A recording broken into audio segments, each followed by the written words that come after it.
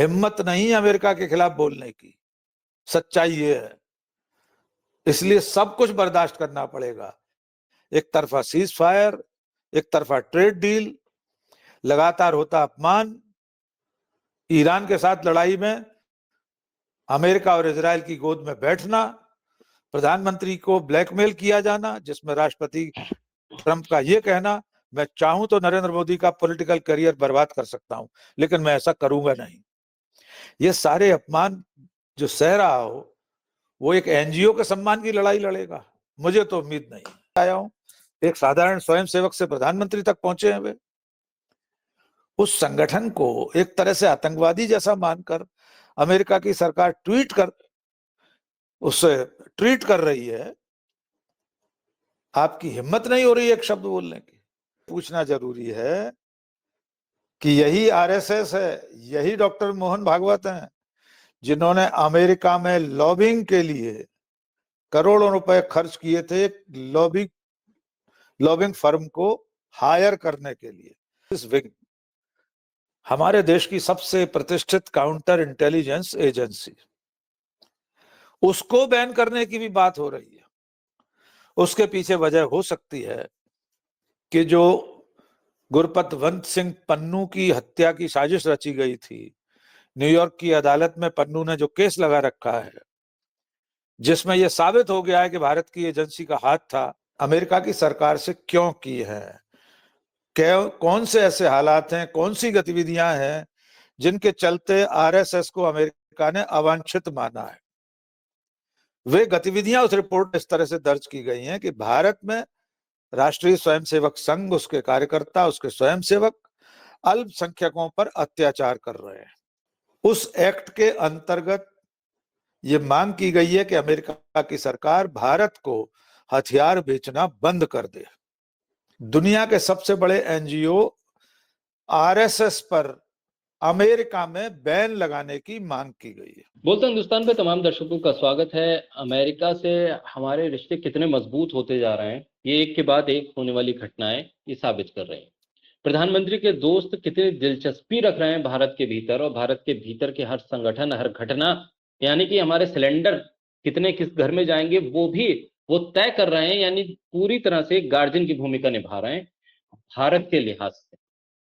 अभी तक आपने देखा कि ट्रेड डील को लेकर डोनाल्ड ट्रंप पहले ऐलान कर रहे थे, उससे पहले पाकिस्तान के साथ लड़ाई रुके ना रुके, सबसे पहले बड़े बूढ़े बनकर डोनाल्ड ट्रंप ने कहा कि नहीं लड़ाई रुकेगी। उसके बाद मोदी जी ने कहा कि हाँ भैया रोक दी गई है लड़ाई। ये मामला यहां तक तो चल रहा था, लेकिन अब जो मामला सामने आया है उसने सरकार को भी शायद सोचने पे मजबूर कर दिया होगा। हालांकि तमाम घटनाएं जो ऐसी हुई हैं उस पर भी सरकार को सोचना जरूर चाहिए था, लेकिन अब सरकार जिस संगठन से जुड़ी हुई है, जो उसका बेसिक संगठन है, जो आइडियोलॉजिकल संगठन है, उस पर ही अब अमेरिका बैन लगाने जा रहा है। इसकी मांग उठने लगी है और इसकी रिपोर्ट बाकायदा डोनाल्ड ट्रंप की टेबल पर पहुंचा दी गई।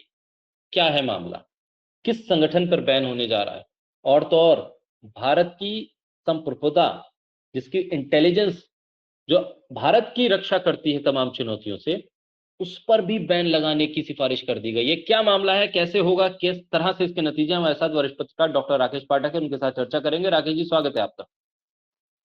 राकेश जी, सबसे पहले तो ये कि ये अमेरिका की तरफ से जंग के इस माहौल में जो ये खबर आ रही है कि ऐसी रिपोर्ट है जिसमें आरएसएस और रॉ दोनों को बैन करने की सिफारिश कर दी गई है, क्या है रिपोर्ट और क्या क्यों हुआ है ये फैसला, क्या कहा जा रहा है? देखिए, ये रिपोर्ट किसकी है, क्या है, पहले इसकी बात करते हैं, फिर क्यों ये रिपोर्ट आई इस पर बात करेंगे। सबसे पहली बात तो ये है कि अमेरिका की एक इकाई है, एक आयोग है, कमीशन है, उसका नाम है संयुक्त राज्य अंतरराष्ट्रीय धार्मिक स्वतंत्रता आयोग। ये आयोग पूरी दुनिया में तमाम देशों में धार्मिक आजादी किस किस को कितनी है इस पर नजर रखता है। किसी भी देश में जो अल्पसंख्यक हैं वे अपने धार्मिक अधिकारों का, अपनी धार्मिक स्वतंत्रता का, अपनी परंपराओं का, अपने रीति रिवाज का किस तरह पालन कर पाते हैं, किस तरह अपने तीज त्योहार मनाते हैं, उन्हें किसी तरह से रोका टोका तो नहीं जाता। उन देशों के जो बहुसंख्यक लोग हैं वे अल्पसंख्यकों के साथ कैसा बर्ताव करते हैं, खास तौर से धार्मिक मामलों में, इस पर एक तरह से निगरानी रखता है ये आयोग। ये आयोग हर साल अपनी रिपोर्ट पेश करता है। अमेरिका की कांग्रेस की तरफ से बना हुआ ये आयोग है, यानी ये कोई उस तरह की सर्वे एजेंसी नहीं है, ये कोई ऐसा निजी कोई संस्था नहीं है ऐसी कि जो तमाम मानवाधिकार संस्थाएं बन जाती हैं, प्राइवेट एनजीओज होते हैं, वे अपनी रिपोर्ट बनाकर पेश करते हैं। ये वैसी संस्था नहीं है। ये अमेरिकन कांग्रेस की तरफ से गठित एक आयोग है, उसकी एक वहां पर संवैधानिक महत्ता है। हर साल वो अपनी एक सालाना रिपोर्ट पेश करती है। ये संयोग ही है कि इस वक्त अमेरिका एक बड़ी लड़ाई में फंसा हुआ है और उसी समय ये रिपोर्ट आ गई है। हर साल इसी समय आती है। अब उसमें जो कुछ कहा गया है वो कितना गंभीर है इसका अंदाजा लगा लीजिए। नंबर 1, उस रिपोर्ट में दुनिया के सबसे बड़े एनजीओ, बकौल नरेंद्र मोदी, दुनिया के सबसे बड़े एनजीओ आरएसएस पर अमेरिका में बैन लगाने की मांग की गई है। उस रिपोर्ट में और क्या क्या कहा गया है वो भी जान लीजिए। नंबर 1, राष्ट्रीय स्वयंसेवक संघ जो भारत का एक संगठन है, जो खुद को तथाकथित स्वयंसेवी संगठन कहता है, जो खुद को स्वयंसेवी संगठन कहता है यद्यपि वो तथाकथित स्वयंसेवी है, इसकी गतिविधियों को अमेरिका में संचालित होने से रोका जाए। नंबर 2, इसके पदाधिकारियों, इसके कार्यकर्ताओं, स्वयंसेवकों को अमेरिका में दाखिल होने से प्रतिबंधित किया जाए। नंबर 3, इसकी जो संपत्तियां हैं आरएसएस से जुड़ी हुई, उसके आनुषंगिक संगठनों की जो भी संपत्तियां हैं उन्हें जब्त कर लिया जाए अमेरिका में। नंबर 4, बहुत गंभीर उसमें एक मांग की गई है ट्रंप की सरकार से। मांग ये है कि एक एक्ट है अमेरिका में हथियार बेचने संबंधी, उस एक्ट के अंतर्गत ये मांग की गई है कि अमेरिका की सरकार भारत को हथियार बेचना बंद कर दे। आप अंदाजा लगा सकते हैं कि बहुत बड़े खरीदार हैं अमेरिका के हथियारों के, गोला बारूद और पता नहीं क्या क्या हम खरीदते हैं, उस पर भी बैन लगाने की मांग की गई है। अब आते हैं सवाल के दूसरे हिस्से पर कि ये मांग क्यों की गई है। इस United states commission for international religious freedom, इस आयोग ने आखिर ये सिफारिशें, ये मांग अमेरिका की सरकार से क्यों की है, कौन से ऐसे हालात हैं, कौन सी गतिविधियां हैं जिनके चलते आरएसएस को अमेरिका ने अवांछित माना है। वे गतिविधियां उस रिपोर्ट में इस तरह से दर्ज की गई हैं कि भारत में राष्ट्रीय स्वयंसेवक संघ, उसके कार्यकर्ता, उसके स्वयंसेवक अल्पसंख्यकों पर अत्याचार कर रहे हैं। अल्पसंख्यकों की धार्मिक आजादी खत्म हो रही है। जो भी समुदाय, वर्ग, धर्म, जाति के लोग कम संख्या में हैं, उन्हें भारत के बहुसंख्यक लोग अपने धार्मिक क्रियाकलापों को करने से रोक रहे हैं, उन पर अत्याचार हो रहे हैं, तीज त्योहार नहीं मनाने दिए जाते। उसमें वो सब डिटेल होगी कि मुसलमानों पर जो जुल्म हो रहा है, ईद के मौके पर आप नमाज नहीं पढ़ने देंगे, मुहर्रम पर शोक नहीं मनाने देंगे, रमजान पर आप मस्जिदों में संख्या निर्धारित करेंगे कि सिर्फ 40 लोग संभल की मस्जिद में नमाज अदा कर सकते हैं। पुलिस की वर्दी पहनने वाले धमकी देंगे कि सड़क पर नमाज पढ़ी तो मुकदमा दर्ज होगा, घर की छत पर, घर की चार दीवारी में नमाज पढ़ी तो मुकदमा दर्ज होगा। क्रिसमस पर गिरजाघरों में, ईसाई उपासना स्थलों में घर हमले हो रहे हैं, घुसकर हमले हो रहे हैं। क्रिसमस की कहीं कोई सजावट है तो उसे तहस नहस किया जा रहा है। दिन रात अल्पसंख्यकों के नरसंहार की, सामूहिक हत्या की धमकियां दी जा रही हैं, हथियार बांटे जा रहे हैं। इन सारी घटनाओं का उल्लेख उसमें है। इसके आधार पर और उस आयोग ने ये माना है कि ये जो कुछ भारत में हो रहा है ये राष्ट्रीय स्वयंसेवक संघ की शय पर उसके ही लोग कर रहे हैं, इसलिए उसे बैन किया जाए। दूसरा हिस्सा इसमें रिसर्च एंड एनालिसिस विंग, हमारे देश की सबसे प्रतिष्ठित काउंटर इंटेलिजेंस एजेंसी, उसको बैन करने की भी बात हो रही है। उसके पीछे वजह हो सकती है कि जो गुरपतवंत सिंह पन्नू की हत्या की साजिश रची गई थी, न्यूयॉर्क की अदालत में पन्नू ने जो केस लगा रखा है जिसमें यह साबित हो गया है कि भारत की एजेंसी का हाथ था हत्या की साजिश रचने में, निखिल गुप्ता जो आरोपी पकड़ा गया है उसके बयानों में यह बात सिद्ध हो गई है कि उसने सुपारी किलर को ढूंढकर पन्नू की हत्या के लिए 1 लाख रुपए में सौदा किया था और उसे इस हत्या का ठेका भारत की एक एजेंसी ने दिया था। उसका एक अधिकारी विकास यादव मोस्ट वांटेड है FBI की लिस्ट में। हो सकता है इन घटनाओं को मद्देनजर रखकर रॉ की गतिविधियों को भी अमेरिका में प्रतिबंधित करने की मांग इस आयोग ने की हो। दोनों ही सिफारिशें प्रधानमंत्री नरेंद्र मोदी के लिए बेहद बड़ी चिंता का सबब है। एक तो RSS जो उनकी पार्टी और उनका पितृ संगठन है, दूसरा उनकी आंख नाक कान रिसर्च एंड एनालिसिस विंग रॉ, देश की सबसे ज्यादा प्रीमियर जांच एजेंसी, सबसे बड़ी एजेंसी, सबसे ज्यादा प्रतिष्ठित एजेंसी। और अमेरिका में अगर इस वक्त ऐसी सिफारिश की जा रही है तो ये सीधे सीधे नरेंद्र मोदी की सरकार पर सवालिया निशान है। जी बिल्कुल राकेश जी, जिस तरह से ये रिपोर्ट आई और आरएसएस को लेकर सवाल खड़े किए गए, एक तरफ एक बहुत बड़ा वर्ग है जो बीजेपी का समर्थक अपने आप को कहता है, वही डोनाल्ड ट्रंप के लिए हवन कर रहा है, वही नेतन्याहू के लिए हवन कर रहा है। इस रिपोर्ट के खिलाफ कहीं प्रोटेस्ट आपको नहीं दिखाई देगा। वो इस पर सवाल नहीं करेंगे कि क्यों भाई आप आरएसएस को क्यों छेड़ रहे हैं। देश के भीतर अगर राहुल गांधी आरएसएस पे सवाल खड़े कर दें या राहुल गांधी आरएसएस से कोई सवाल कर ले तो राहुल गांधी के पुतले फूके जाएंगे, संसद के भीतर भी उन्हें बोलने नहीं दिया जाएगा। लेकिन अमेरिका के सामने अपनी ही मर्जी की आइडियोलॉजी के हिसाब से, अपनी मर्जी के कंटेंट के हिसाब से आप ट्रंप का समर्थन करेंगे, लेकिन जहां विरोध करने की बात आएगी आप छुप जाएंगे। ये किस तरह की मानसिकता और ये किस तरह का सपोर्ट है ट्रंप के लिए?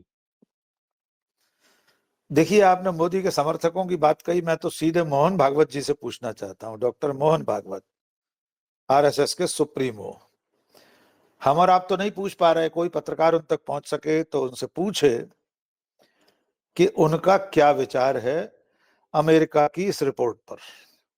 यह बात इसलिए पूछना जरूरी है, बहुत गंभीर कौन इसमें लेकर आ रहा हूं, ये इसलिए पूछना जरूरी है कि यही RSS है, यही डॉक्टर मोहन भागवत हैं जिन्होंने अमेरिका में लॉबिंग के लिए करोड़ों रुपए खर्च किए थे लॉबिंग फर्म को हायर करने के लिए।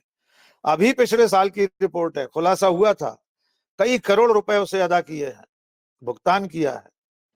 RSS ने अपनी छवि को बचाने के लिए अमेरिका के समाज और अमेरिका की सरकार में अपना दखल बढ़ाने के लिए, व्हाइट हाउस तक, सत्ता के गलियारों तक पहुंचने के लिए RSS ने एक लॉबिंग फर्म को हायर किया था, लाखों करोड़ों रुपए उसे अदा किए थे। वो किस काम के लिए दिए थे?